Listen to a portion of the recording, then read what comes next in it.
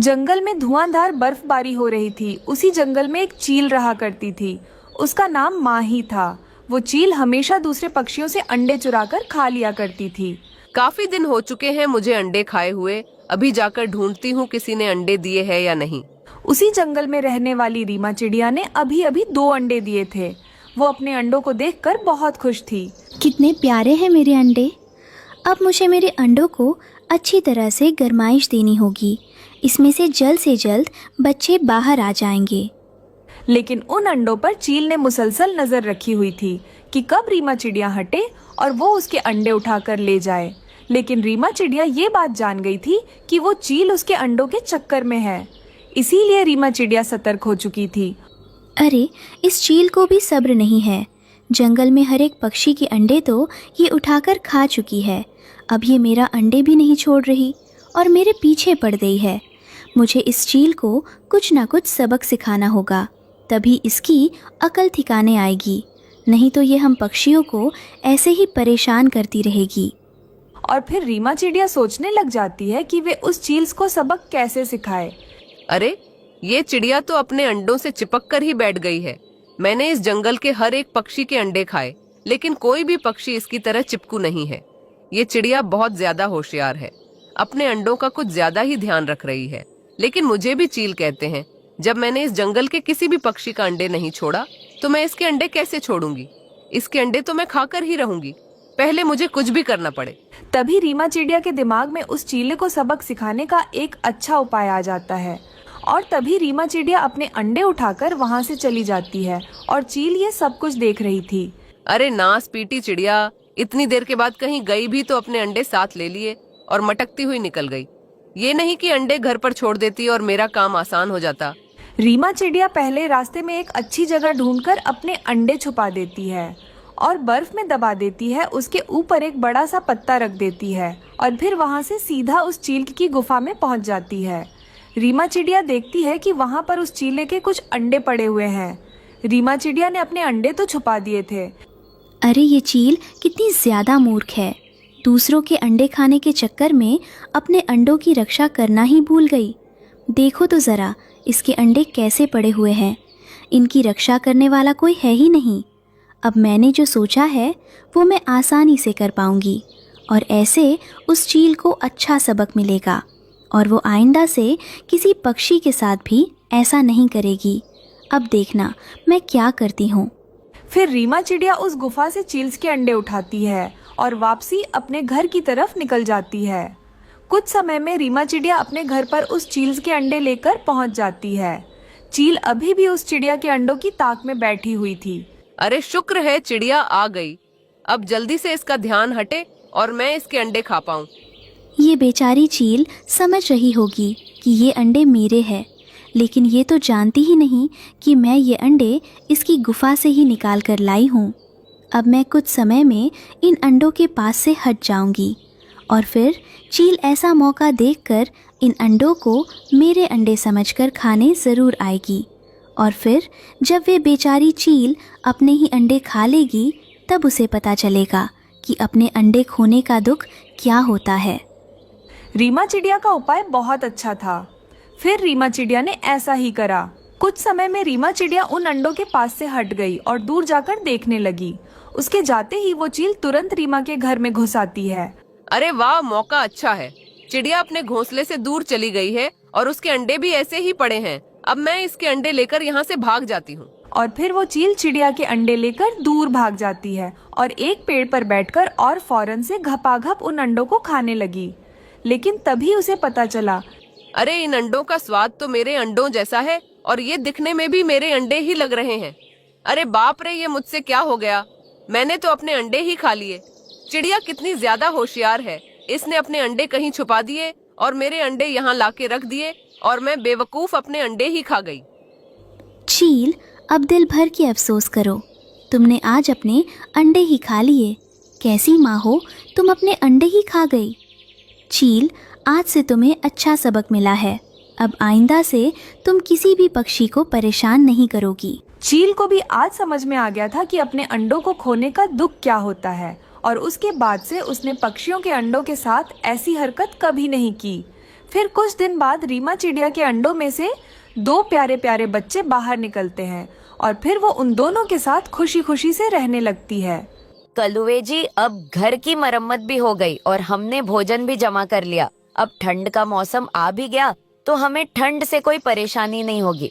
गौरी, तुम दिन भर इतना सारा काम करती हो, क्या तुम थकती नहीं हो? हाँ तो कलुए जी, आप भी तो इतना ज्यादा काम करते हो। आप इतनी ज्यादा सूखे में भोजन खोज कर ले आते हो। गौरी, मुझे तुम्हारे लिए और जग्गू के लिए ये सब करके बहुत खुशी होती है। मम्मा पापा, आप दोनों चिंता ना करें।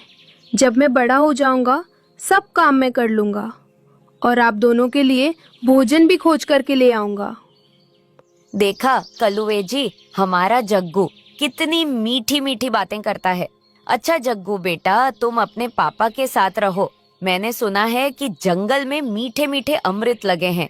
मैं अभी जाकर जग्गू के लिए अमृत ले आती हूँ। ऐसा कहकर वो अमृत लाने के लिए चली जाती है। तभी दूसरे जंगल से आया हुआ एक खूंखार चील उसे रास्ते में उड़ते हुए देख लेता है। अरे वाह, खाना! आज तो मुझे खाना मिल गया और मुझे दूसरी जंगल जाने की जरूरत नहीं है। चलो इस कौवी को मारकर माही के लिए ले जाता हूँ। ऐसा कहकर वह सीधा कौवी पर हमला कर देता है। हमला कर कर उसे मार देता है। मारकर उसे ले जाने लगता है। पापा मम्मा कब से बाहर गई हुई है, वो अभी तक घर लौटी नहीं। जग्गू बेटा, तुम चिंता मत करो, तुम्हारी माँ घर वापस आ जाएगी। उसकी कोई दोस्त मिल गई होगी।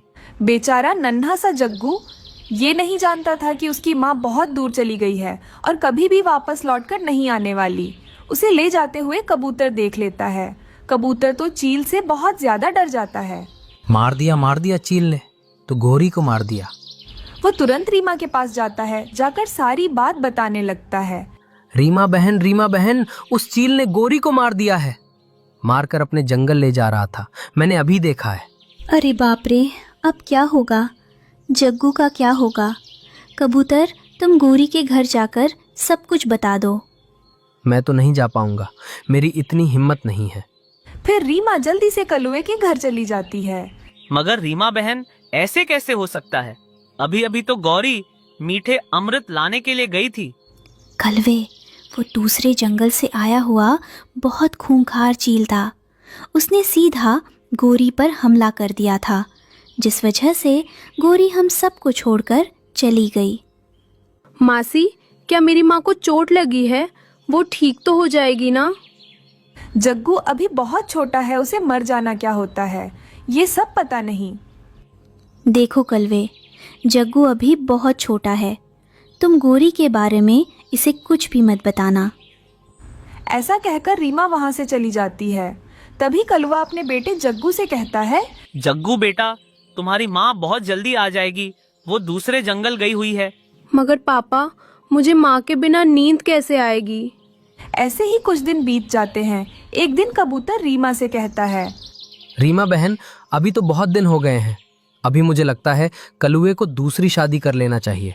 अभी वो घर अकेला कैसे संभालेगा? उसको अपने बेटे को संभालना है और भोजन भी लाना है।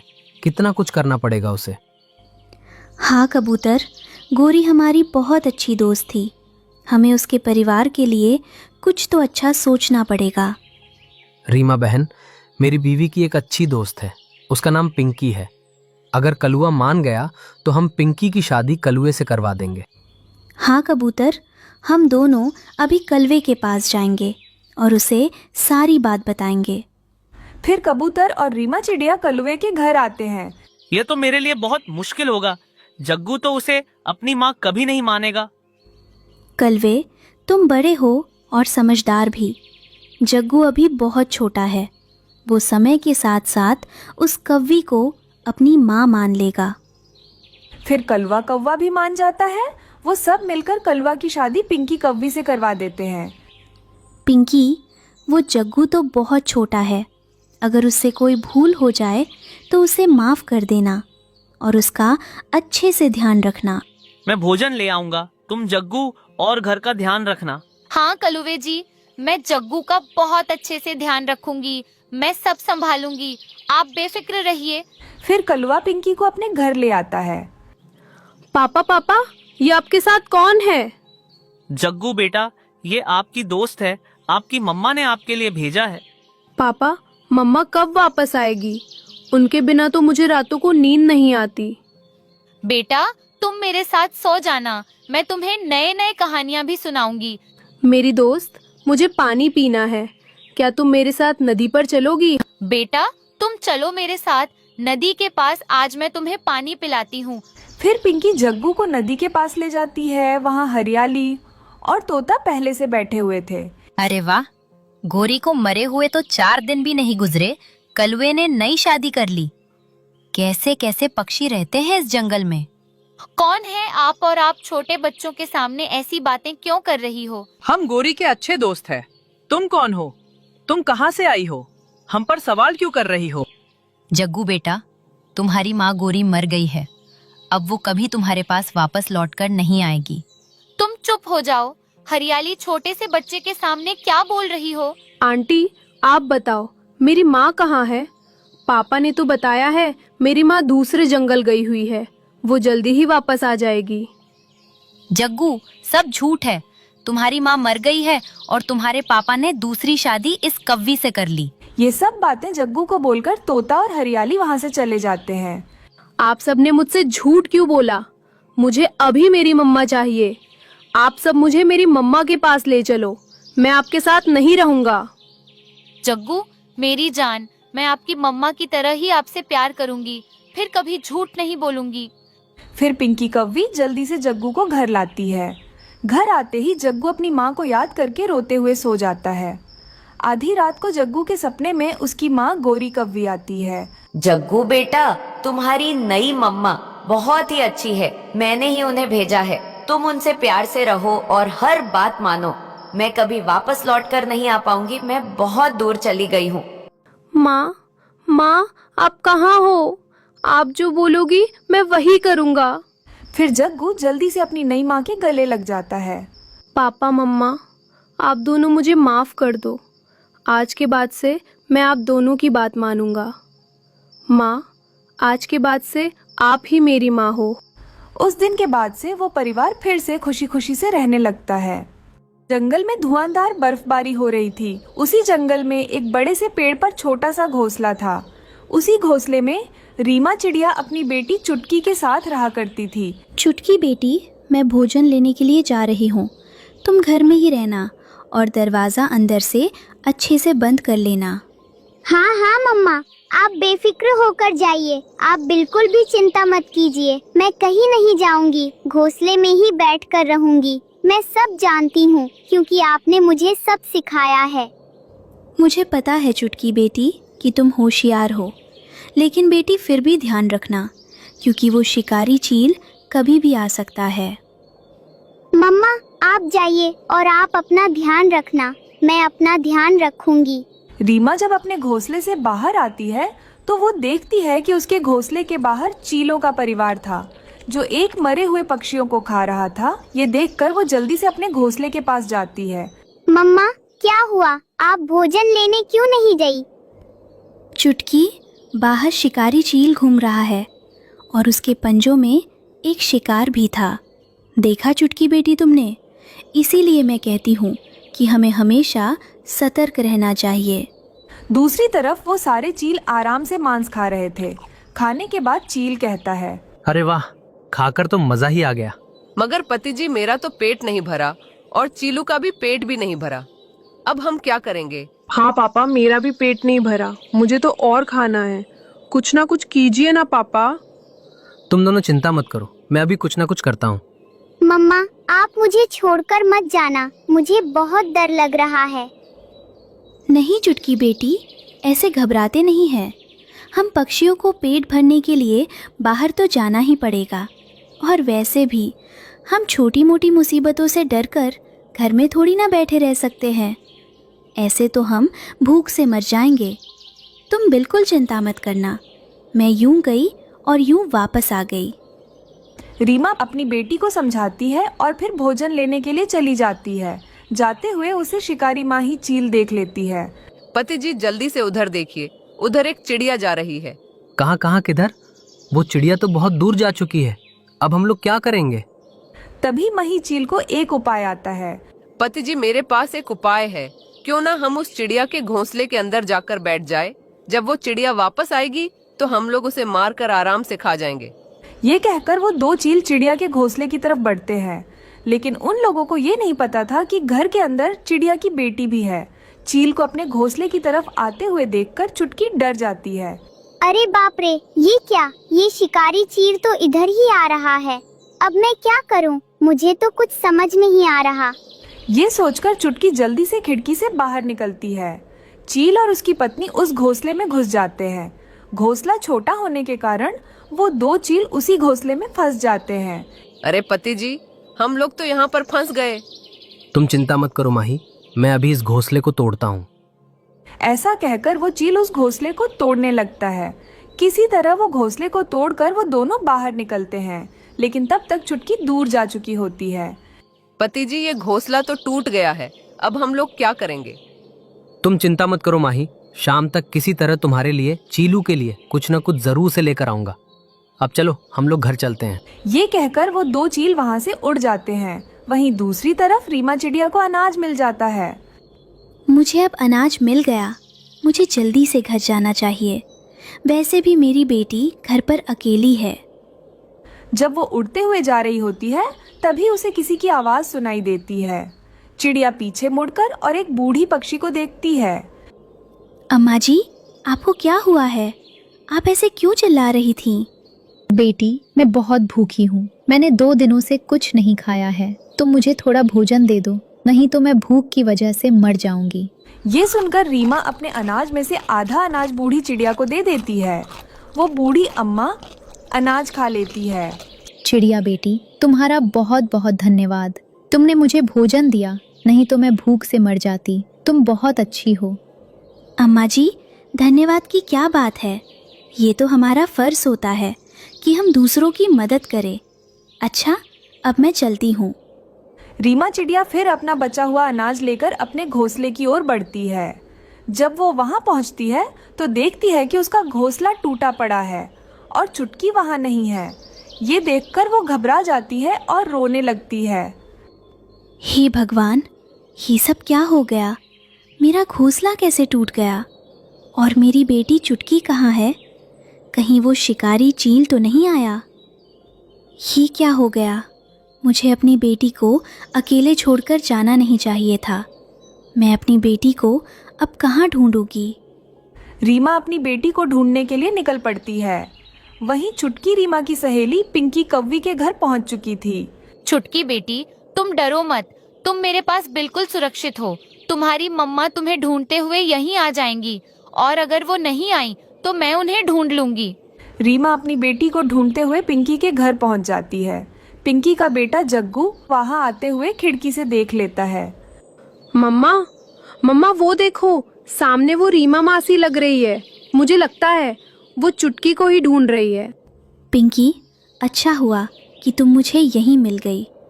पिंकी, मैं बहुत बड़ी परेशानी में आ गई हूँ। रीमा, तुम बहुत परेशान लग रही हो। क्या तुम चुटकी को ढूंढ रही हो? चिंता मत करो, चुटकी मेरे घर पर ही है।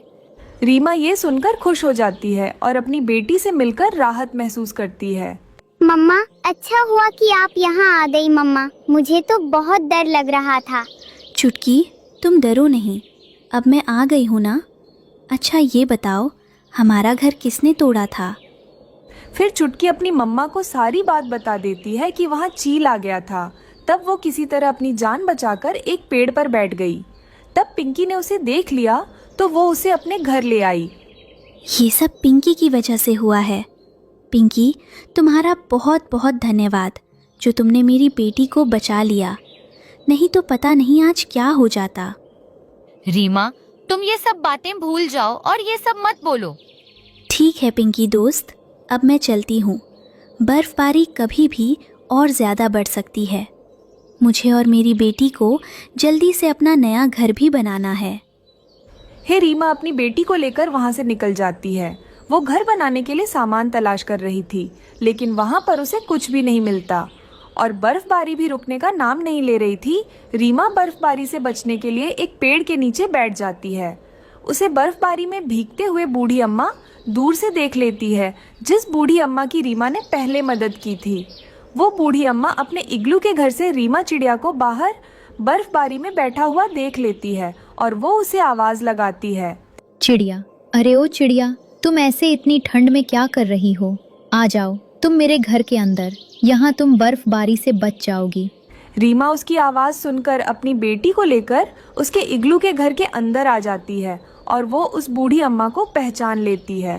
तब वो उसका धन्यवाद करते हुए कहती है, अम्मा जी, आपका बहुत बहुत धन्यवाद जो आपने हमें अपने घर में बुला लिया, वरना मैं अपनी बेटी के साथ बर्फबारी में भीगती रहती। इसमें धन्यवाद की क्या बात है, ये तो मेरा फर्ज है। और वैसे भी तुमने भी तो मेरी मदद की थी बेटी। अब तुम यहाँ रह सकती हो आराम से, जब तक बर्फबारी नहीं रुक जाती। ये सुनकर चिड़िया और उसकी बेटी खुश हो जाते हैं। फिर बर्फबारी रुकने तक वो दोनों बूढ़ी अम्मा के इग्लू के घर में ही रहते हैं, घने बर्फीले जंगल में, जहाँ देवदार के पेड़ बर्फ की चादर ओढ़े खड़े थे और हवा में बर्फीली ठंडक थी। एक छोटा सा आशियाना था। यहाँ रीमा चिड़िया, उसका मेहनती पति टुन्नू चिड़ा और उनकी प्यारी बेटी छुटकी चिड़िया खुशी से रहते थे। सुबह का समय था, बर्फ धीमी धीमी गिर रही थी। टुन्नू चिड़ा ने अपनी छोटी सी दुकान लगा रखी थी। उसके भुट्टे की खुशबू बर्फीली हवा में दूर दूर तक फैल रही थी। भुट्टे इतने स्वादिष्ट थे कि पूरा जंगल दीवाना था। टुन्नू चिड़ा भुट्टों को कोयले की अंगीठी पर भूनता, उन पर नींबू और मसालों का जादू करता और पक्षियों को परोसता। आओ आओ, स्वादिष्ट भुट्टा ले जाओ। नींबू और मसाले का स्वाद ठंड में देगा मजा। टुन्नू के पास ग्राहकों की लाइन लगी थी। सबसे पहले लूसी कबूतरी, उसका पति कबूतर और बेटा कुक्कू आए।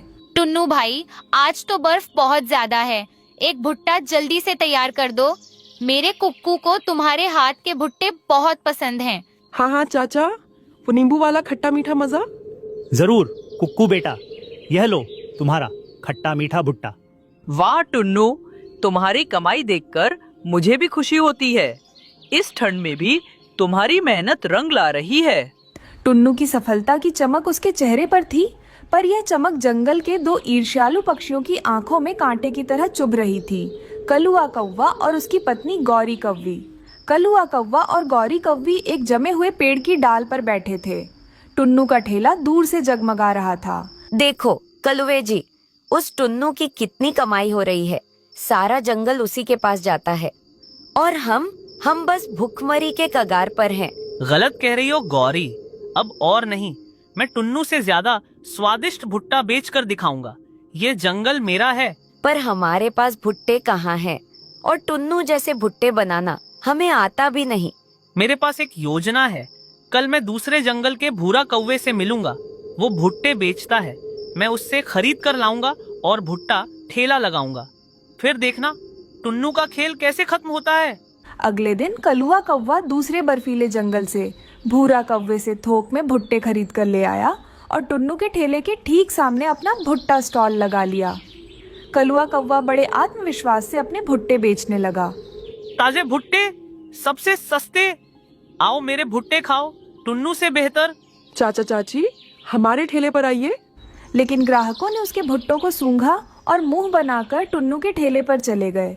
नहीं, कलुआ के भुट्टे में वो स्वाद नहीं है, ये तो सूखे और फीके हैं। टुन्नू के भुट्टे में असली नींबू और मसालों का जादू होता है। कलुआ कौवा का चेहरा उतर गया। उसके पास एक भी ग्राहक नहीं आया। देखा, मैंने कहा था टुन्नू को हराना आसान नहीं है। उसके भुट्टों में कुछ तो खास है। टुन्नू, तुम्हारी यह खुशी अब ज्यादा दिन नहीं रहेगी। उसी रात जब पूरा जंगल गहरी नींद में था और बर्फ तेजी से गिर रही थी, कलुआ कौवा ने अपने दिल में दुर्भावना लिए टुन्नू के भुट्टा ठेले को अपने चोंच से बुरी तरह तोड़ दिया। अगली बर्फीली सुबह टुन्नू चिड़ा अपने ठेले को टूटा हुआ देखकर एक पल के लिए उदास हुआ। ये किसने किया? ये तो हमारी मेहनत का सहारा था। रीमा, यह किसी दुश्मन का काम है, मगर कोई बात नहीं। टुन्नू चिड़ा हिम्मत हारने वालों में से नहीं है। यह शरीर है तो मेहनत भी है। छुटकी बेटा, अब हम ठेले पर नहीं, सर पर टोकरी रखकर भुट्टा बेचेंगे।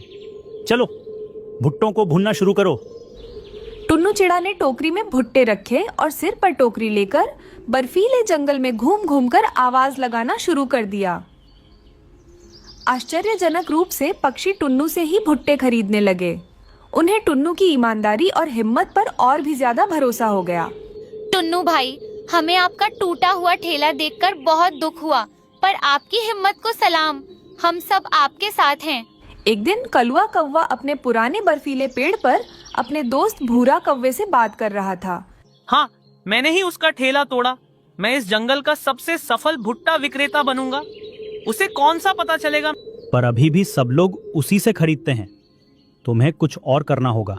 यह सब पास के ही एक बर्फ से ढके झाड़ी में बैठा तोता सुन रहा था। तोते की आंखें गुस्से से लाल हो गईं। ये तो बहुत बुरा किया। टुन्नू इतना भला है और ये दुष्ट उसे नुकसान पहुंचा रहा है। मुझे तुरंत टुन्नू को बताना होगा। तेजी से बर्फ में उड़ते हुए तोता टुन्नू चिड़ा के पास पहुंचा। टुन्नू, एक भयानक बात सुनो। तुम्हारा ठेला कलुआ कौवा ने तोड़ा है। मैंने अभी अभी उसे भूरा कौवे से बात करते सुना है। वो ये सब इसलिए कर रहा है क्योंकि वो तुमसे जलता है। कलुआ, मैं जानता था कोई तो है। तोते ने यह खबर जंगल के सभी पक्षियों को सुना दी। लूसी कबूतरी, कबूतर, कुक्कू और सभी पक्षी ये कलुआ की इस नीच हरकत से बहुत नाराज हुए। अगले दिन जब कलुआ कौवा बड़े आराम से अपना खाली पड़ा ठेला लगा रहा था, तो सारे पक्षी एक साथ उसके पास आए। कलुआ, तुमने टुन्नू का ठेला क्यों तोड़ा? तुमने एक मेहनती पक्षी को धोखा दिया। मैंने कुछ नहीं किया। तुम सब झूठ बोल रहे हो। झूठ नहीं, तोते ने सब सुन लिया है। हम सब जानते हैं कि तुम टुन्नू की कामयाबी से जलते हो। तुमने सिर्फ टुन्नू का नुकसान नहीं किया कलवे, तुमने दोस्ती, मेहनत और ईमानदारी का अपमान किया है। सारे पक्षी मिलकर उसके ठेले को तोड़ देते हैं। पापा, ये सब हमें सबक सिखा रहे हैं। हमें माफी मांगनी चाहिए। मुझे माफ कर दो टुन्नू। मेरी ईर्ष्या ने मुझे अंधा कर दिया था। मैं अपनी गलती मानता हूँ। कलुए, मुझे पैसों का नुकसान नहीं, तुम्हारी नीयत का दुख हुआ। मेहनत और ईमानदारी से कमाओगे तो सब कुछ मिलेगा। कलुआ कौवा को अपनी गलती का एहसास हुआ। उसने वादा किया कि वह अब से ईमानदारी से काम करेगा। और इस बर्फीले जंगल में टुन्नू चिड़ा और उसके परिवार ने एक बार फिर साबित कर दिया कि सच्चाई और हिम्मत हमेशा ईर्ष्या और धोखे से ज्यादा मजबूत होती है। बर्फीली हवा में एक बार फिर टुन्नू के स्वादिष्ट भुट्टों की खुशबू फैल गई और जंगल में सब कुछ पहले जैसा खुशहाल हो गया।